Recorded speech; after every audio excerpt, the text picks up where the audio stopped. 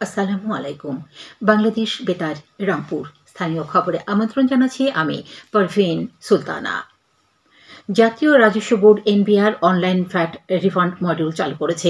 এই মডিউলের মাধ্যমে ভ্যাট ফেরতের আবেদন অনলাইনে জমা দেওয়া, প্রক্রিয়াকরণ এবং সরাসরি করদাতার ব্যাংক অ্যাকাউন্টে স্থানান্তর করা সহজ হবে। নতুন মডিউলের মাধ্যমে বিদ্যমান ইন্টিগ্রেটেড ভ্যাট অ্যাডমিনিস্ট্রেশন সিস্টেম এবং অর্থ বিভাগের আইবাস প্লাস প্লাস ডিজিটাল সংযোগ স্থাপন করা হয়েছে।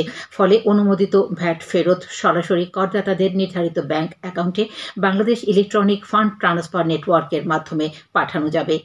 অনলাইন ভ্যাট রিফান্ড মডিউল ব্যবহার করে একজন করদাতা অনলাইনে মূসক রিটার্নের মাধ্যমে তার প্রাপ্য ভ্যাট রিফান্ডের আবেদন করতে পারবেন।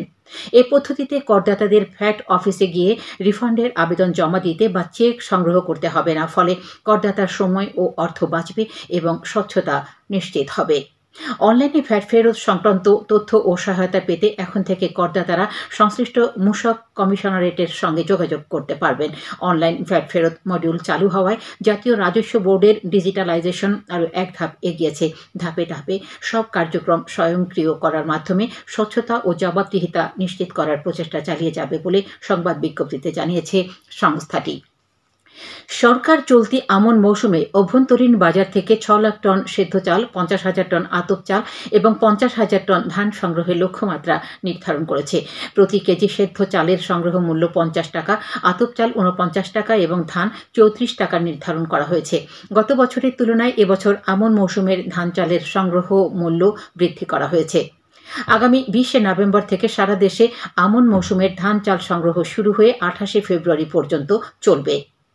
গতকাল মন্ত্রিপরিষদ সভাকক্ষে খাদ্য পরিকল্পনা ও পরিধারণ কমিটির সভাপতি এবং অর্থ, বিজ্ঞান ও প্রযুক্তি মন্ত্রণালয়ের উপদেষ্টা ড. সালেউদ্দিন আহমেদের সভাপতিত্বে অনুষ্ঠিত সভায় এ সিদ্ধান্ত হয়। জয়পুরহাটে নবম জেলা কাপ ক্যাম্পুরি ক্যাম্পের আজ উদ্বোধন করা হয়েছে।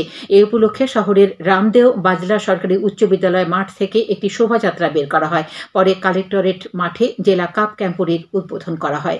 জেলা প্রশাসক আফরোজা আক্তার চৌধুরীর সভাপতিত্বে আয়োজিত অনুষ্ঠানে প্রধান অতিথি ছিলেন বাংলাদেশ স্কাউটসের উপপ্রধান জাতীয় কমিশনার, জুলাই ছাত্র জনতার গণ অভ্যুত্থানের অন্যতম শহীদ মুগ্ধর ভাই মীর মাহবুবুর রহমান স্নিগ্ধ।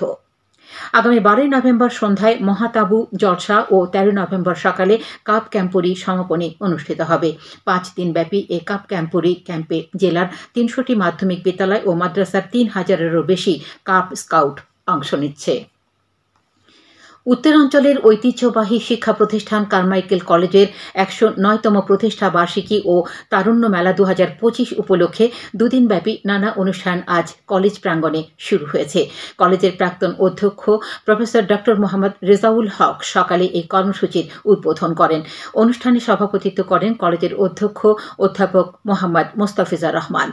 এ উপলক্ষে সকালে পতাকা উত্তোলন, বেলুন ও ফেস্টুন ওড়ানো এবং কবুতর অবমুক্তকরণ করা হয়। পরে একটি শোভাযাত্রা কলেজ ক্যাম্পাস প্রদক্ষিণ করে। শেষে কলেজ ক্যাম্পাসে আলোচনা সভা ও সাংস্কৃতিক অনুষ্ঠানের আয়োজন করা হয়েছে। কুড়িগ্রামের চিলমারী উপজেলা আইনশৃঙ্খলা কমিটির মাসিক সমন্বয় সভা আজ সকালে উপজেলা পরিষদ সভাকক্ষে অনুষ্ঠিত হয়েছে।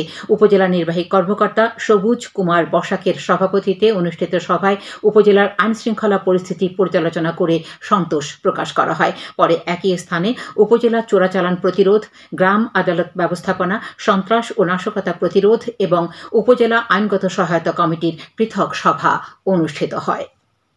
কুড়িগ্রামের রৌমারী উপজেলার 5টি ইউনিয়নের সুবিধাভোগী কার্ডধারী দরিদ্র নারীদের মধ্যে চাল বিতরণ আজ শুরু হয়েছে। দরিদ্র নারীদের খাদ্য নিশ্চয়তা প্রদানের লক্ষ্যে পরিচালিত ভালনারেবল উইমেন্স বেনিফিট কর্মসূচির আওতায় উপজেলার দাঁতভাঙ্গা, শৌলমারী, বন্দবের, যাদুরচর ও চর শৌলমারী ইউনিয়নের 2499 জন দরিদ্র নারীর মধ্যে 30 কেজি করে এ চাল বিতরণ করা হচ্ছে। মহিলা বিষয়ক অধিদপ্তরের তত্ত্বাবধানে আগামী বৃহস্পতিবার পর্যন্ত বিতরণ কাজ অব্যাহত থাকবে। খেলার খবর, ফুটবল। এসো দেশ বদলাই, পৃথিবী বদলাই এ স্লোগানে জয়পুরহাটের কালাই উপজেলায় তারুণ্যের উৎসব 2025 উপলক্ষে আয়োজিত ইউএনও কাপ ফুটবল টুর্নামেন্টের ফাইনাল খেলা আজ অনুষ্ঠিত হবে।